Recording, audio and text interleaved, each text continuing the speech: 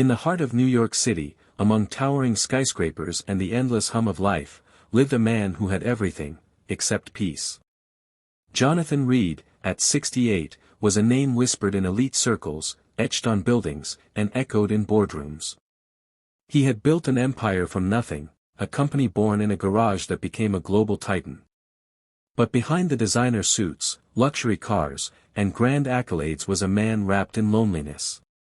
Each night, after signing million-dollar deals, he returned to his penthouse in Manhattan, a vast, quiet space that magnified his emptiness.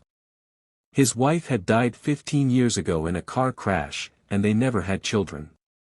No family, no emotional ties, and now only time slipping away. His wealth felt like shackles, not wings. Then came the diagnosis, a rare, aggressive form of pancreatic cancer. 3 months. Maybe less, the doctor said, avoiding his gaze. In that moment, Jonathan felt his empire crumble like a house built on sand. No cure, no appeal, no escape. The next day, instead of returning to the office, Jonathan walked. No security, no assistant, no destination. He wandered the city as if shedding the layers of his old self. And in those cold mornings near Central Park, he saw them, 5 boys huddled around a trash can fire.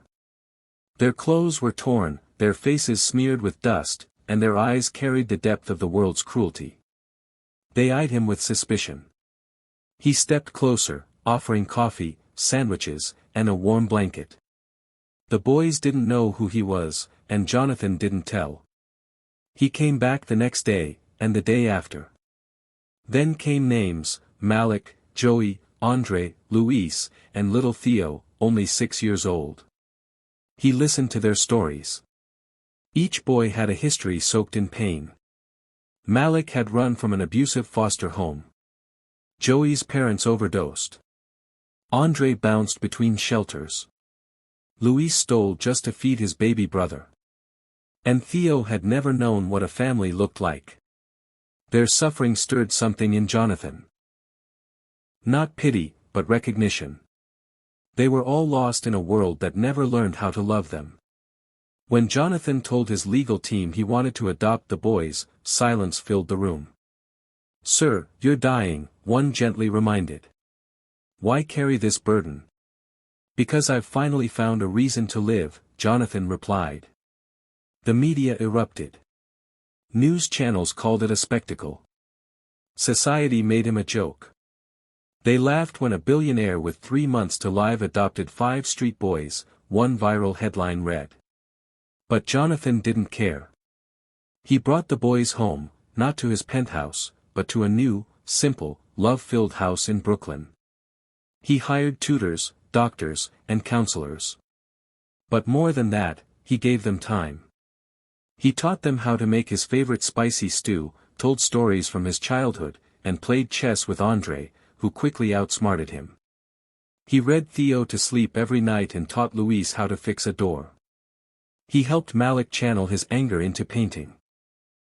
At first, they didn't call him Dad, but they laughed with him, cried with him, and began to change.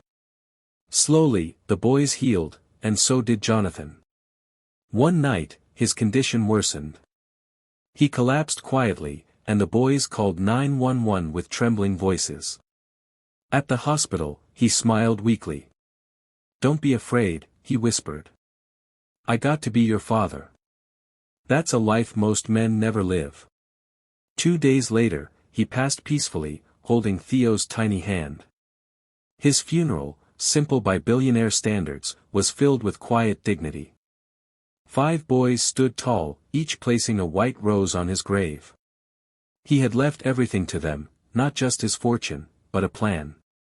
An organization, the Reed Shelter for Forgotten Youth. Each boy, now educated and empowered, vowed to carry on his legacy. Years passed. Malik became a social worker. Joey opened shelters in Los Angeles. Andre earned a scholarship to MIT. Luis started a business teaching skills to homeless teens. And Theo, inspired by the man who read him bedtime stories, became a children's author. Together, They never let the world forget that one man found life at the edge of death, and changed eternity in just 3 months. Jonathan's story was not about dying rich. It was about living fully. Because sometimes, the greatest legacy isn't what you leave in a bank account, but what you leave in hearts that were once empty, until you gave them everything.